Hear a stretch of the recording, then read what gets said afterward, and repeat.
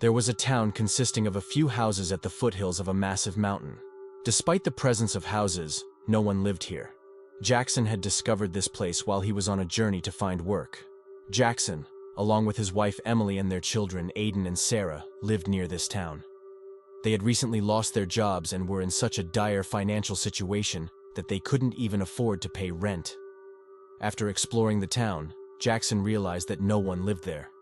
The idea of leaving their rented house and settling here crossed his mind. When he returned home, he shared this idea with his wife. At first, she was hesitant, but later they both decided it was a clever idea. The next day, they rented a car and moved to the town. There was neither a grocery store nor a single person in sight. It was a quiet place with no one around.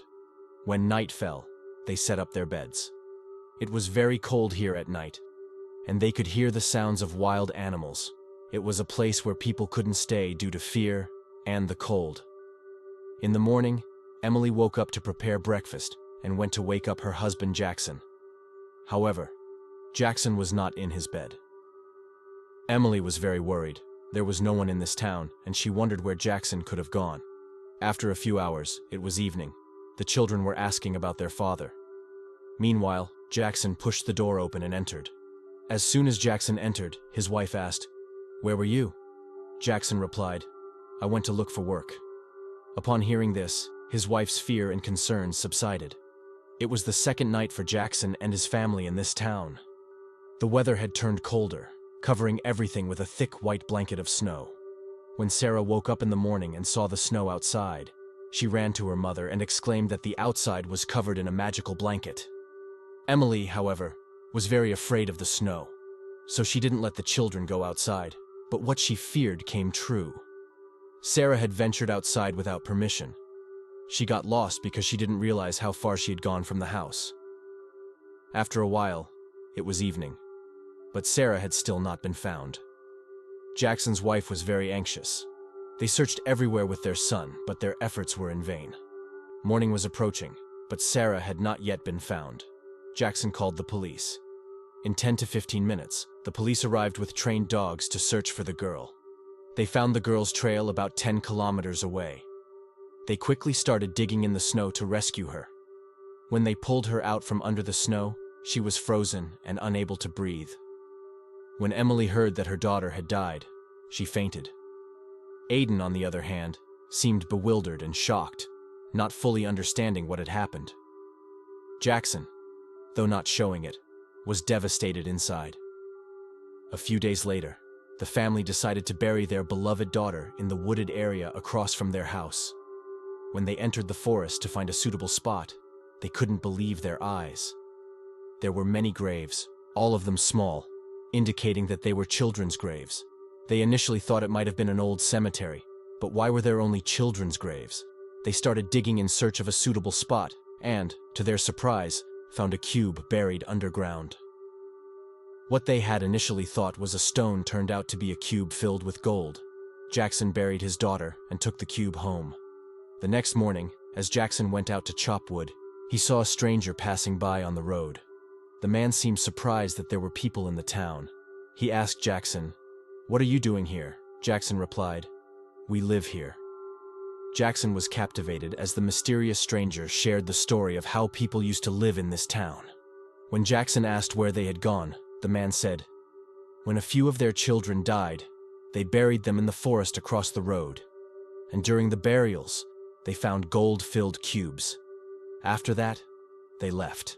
Jackson listened to the man's story in amazement. He said, "The same thing happened to us." This time, it was the stranger who was surprised. As he was leaving, he warned Jackson, "I suggest you leave with your other child before something happens to them too." The next day, Jackson and his family hastily found a vehicle, packed their belongings, and left the town. The town returned to its old, silent, and deserted state, waiting for new visitors. I was heading out of town for a job interview. I had been broke for a long time, and if I got this job, I could finally get my life back on track. After hours of driving, I pulled into a roadside motel to spend the night. After informing the peculiar woman at the reception that I needed a room, I received my key and made my way up the stairs. Just as I was about to leave, the woman said, "One more thing, sir. There's a room in the motel that has no number and is always locked. I would advise you not to go near it." Ignoring the strange woman's words, I entered my room and lay down on the bed. But a few hours later, I was awakened by an unsettling sound of water. I tried to go back to sleep, but the incessant noise prevented it. Annoyed, I got up, opened the door, and went into the corridor to find whoever had left a faucet running. It didn't take long to realize that the sound of running water was coming from the room across the hall. I knocked on the door several times, but no one answered. Finally, I decided to look through the peephole. However, all I saw was red. Someone must have hung a red cloth or something over the peephole. Frustrated, I went back downstairs to the reception and told the woman about what had happened. The woman listened quietly and then began to tell the story of the room. Years ago, a woman was murdered in that room, and it was all because she glanced at a young man who had entered through the door. Her jealous husband had become furious and offered her to the young man to go to their room. She was so beautiful and gentle. She smiled and did as her husband said, ascending the stairs. When morning came, the couple didn't come downstairs. Neither did they in the afternoon or evening. Finally, I went up to their room with a spare key. I found water overflowing from the bathroom.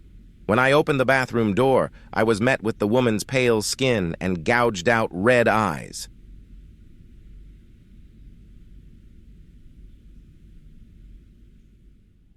In the 1990s, we were living in a remote town in the province of Quebec, Canada. The nearest house to ours belonged to our neighbors, who lived 3 kilometers away.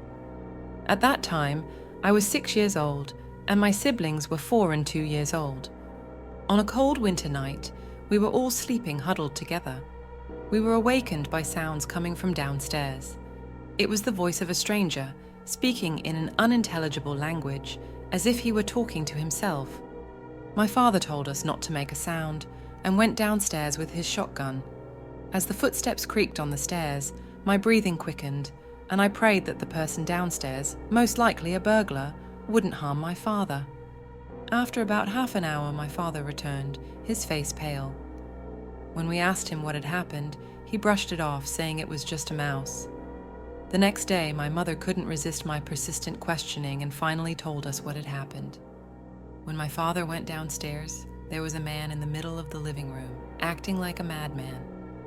He was pacing back and forth, talking to himself in a language no one understood.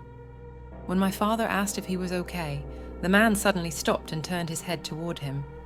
Stunned and not knowing what to do, my father quickly turned and switched on the lights, but when he turned back to the living room, the man was gone. In shock from what he had just witnessed, my father returned to us and simply said, "It was just a mouse," even though I knew he was lying. A day later, one of our neighbors came over, and as they began chatting, I became even more frightened by what I heard. The woman asked my mother if we were aware of the accident that had happened last night. She went on to explain that a young man had a fatal accident on the road, with a tree branch impaling his head. As the woman excitedly continued to tell her story, all my mother and I could think about was the faceless man who had visited our home the night before. Our son, Daniel, had moved out of town for college education. We missed him, so we tried to visit him frequently on weekends. Daniel moved into an old rented house and started making new friends in the neighborhood. One day, Daniel told his new friend Matt about a strange experience they had. The two of them were walking around the neighborhood when they passed by an old abandoned house. This house had been deserted for years, yet its lights were on at night. Matt told Daniel that the house was haunted and that terrible things happened inside. At first, Daniel didn't take this story seriously, but his curiosity got the best of him, and they decided to explore the house together. Armed with flashlights, they went to the house at night. The door was open, and an eerie silence awaited them. As they stepped inside, they began to hear strange sounds: footsteps, door closing noises, and eerie whispers, which unsettled both young men. However, they gathered their courage and ventured further into the house. In one room, an old piano had started playing by itself. The room was in darkness, and a shadowy figure appeared at the end of the room. Daniel and Matt watched in astonishment and fear as the piano continued to play, and the shadowy figure approached. At that moment, they saw that the shadowy figure had a sad face, resembling that of a child about their age. The child, with tears in his eyes, played the piano and made eye contact with Daniel and Matt, sending shivers down their spines. The child spoke sorrowfully, saying, "I got lost here. Please help me." Terrified, the young men fled from the house and decided to go to the police. When the police arrived, they found nothing in the old house. That's when they were truly frightened. After that incident, Daniel and Matt abandoned the mysterious house and never returned. However, the fear and unease they experienced that night would stay with them forever.